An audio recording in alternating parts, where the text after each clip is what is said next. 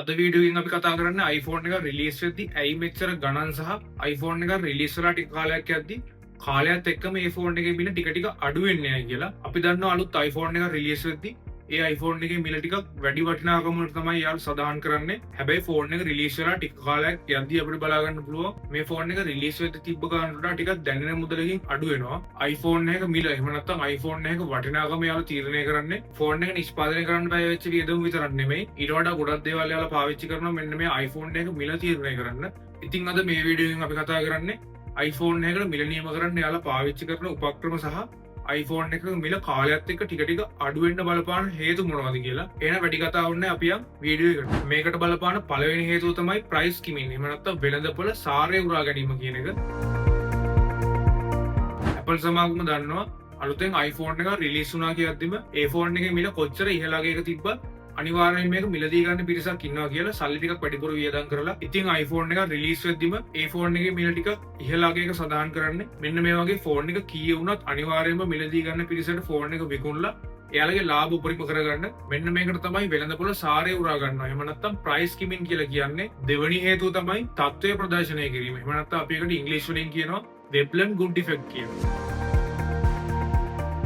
වර්තමානයේ iPhone එකක් කියලා කියන්නේ පාවිච්චි කරන නිකම්ම නිකන් උපකරණයකට වඩා තමන්ගේ සමාජ තත්ත්වය පෙන්වන්න පාවිච්චි කරන උපකරණයක් විදිහට අපිට ඒක හඳුන්වන්න පුළුවන්. මේක එකපාර වෙච්ච දෙයක් නෙමෙයි. Apple සමාගම සහ ෆෝන් පාවිච්චි කරන අය කාලාන්තරයක් තිස්සේ හදාගත්ත දෙයක්. ඉතින් මෙන්න මේ iPhone එක තමන්ගේ තත්ත්වය පෙන්වන්න පාවිච්චි කරන්න පුළුවන් දෙයක් හින්දාම ගොඩක් අය පෙළඹිලා ඉන්නවා iPhone එක රිලීස් වෙච්ච ගමන් ඒක මිලදී ගන්න. මොකද මිනිස්සු ගොඩක් කැමති හැමෝටම ගන්න බැරි දෙයක් තමන් ළඟ තියෙනවා කියලා පෙන්නන්න. ඒක නිසා තමයි ලංකාවේ බහුතරයක් දෙනා තමන් ළඟ තියෙන දෙයක් විකුණලා හරි කමන්නේ iPhone එක මිලදී ගන්න try කරන්නේ. මෙන්න මේකත් අලුත් iPhone එක රිලීස් වෙද්දී ඒක ගාන වැඩි වෙන්න බලපාන එක හේතුවක් විදිහට අපිට හඳුන්වන්න පුළුවන්. අපි දැන් කතා කරා iPhone එක රිලීස් වෙද්දී ගාන වැඩි වෙන්න බලපාන ප්‍රධාන සාධක දෙකක්.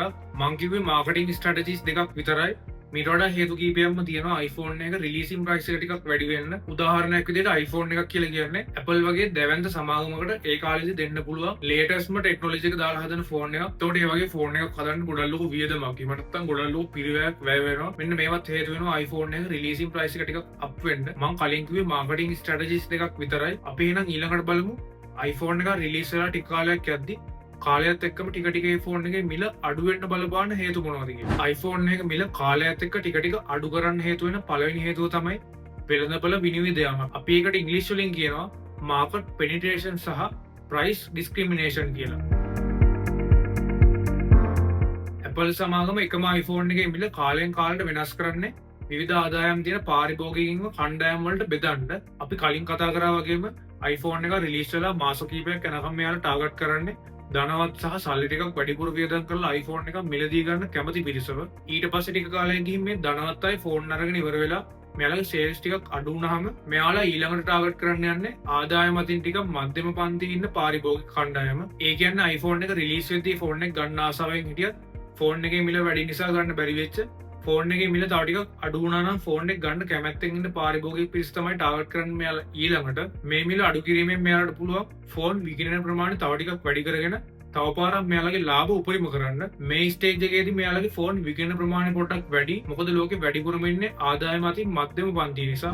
iPhone එක මිල කාලයත් එක්ක ටික ටික අඩු වෙන්න බලපාන හේතුවක් තමයි ඊළඟ අවුරුද්දේ රිලීස් වෙන්න තියෙන ෆෝන් එක ගැන මිනිස්සු කලින්ම කතා වෙන්න ගන්න එක. එතකොට දැන් ඇවිල්ලා තියෙන ෆෝන් එකේ අලුත් කියන ෆීලින් එක ටික ටික අඩු වෙන්න ගන්නවා. මේකත් එක්ක iPhone එකේ මිල යාට තව ටිකක් අඩු කරන්න සිද්ධ වෙනවා. ඒ වගේම තමයි මේ iPhone වල මිල කාලයත් එක්ක ටික ටික අඩු කරන එක එයාලගේ තවත් එක්තරා මාකටිං ප්ලෑන් එක. Apple කම්පැනි කවදාවත් iPhone එක මිල Android ෆෝන් එක මිල අඩු වෙනවා වගේ එකපාරට අඩු කරන්නේ නැහැ. මොකද මෙයාලට උන මෙයාලගේ ෆෝන් වල රීසෙල් වැලියු එක එහෙම නැත්නම් නැවත විකුණු වටිනාකම ටිකක් ඉහළ අගයක තියාගන්න. එතකොට තමයි iPhone එක මිලදී ගන්න කෙනෙක් වුණත් ඒකට දෙපාරක් හිතන්නේ නැත්තේ. මොකද තමන් මිලදී ගන්න ෆෝන් එක ටික කාලයක් ගිහින් සෙකන්ඩ් හෑන්ඩ් මාකට් එකේදී හොඳ මිලකට විකුණ ගන්න පුළුවන් නිසා ඉතින් මේ Apple සමාගම කියලා කියන්නේ ටෙක් කම්පැනි එකට එහා ගියපු මිනිස්සුන්ගේ මනෝවිද්‍යාවත් එක්ක සෙල්ලම් කරන සහ ක්‍රියේටිව් කම්පැනි එකක්. අපිට මේ දේවල් වලට අමතරව Apple සමාගමෙන් ඉගෙන ගන්න ගොඩක් දේවල් තියෙනවා. ඉස්සරහට ගේන වීඩියෝ වලින් අපි මේ දේවල් ගැනත් කතා කරමු. අපි අද මේ වීඩියෝ එකෙන් කතා කරේ Apple සමාගමේ iPhone වල මිල ඉහළ පහළ යන එක පිටිපස්සේ තියෙන මාකටිං ට්‍රික්ස් කීපයක් ගැන. වීඩියෝ එක හොඳයි කියලා හිතනවා නම් වීඩියෝ එකට ලයික් එකක් සහ කමෙන්ට් එකක් දාන්න කියලා මතක් කරනවා. ඒ වගේම තමයි channel එක subscribe කරන්න කියලා මතක් කරන ගමන්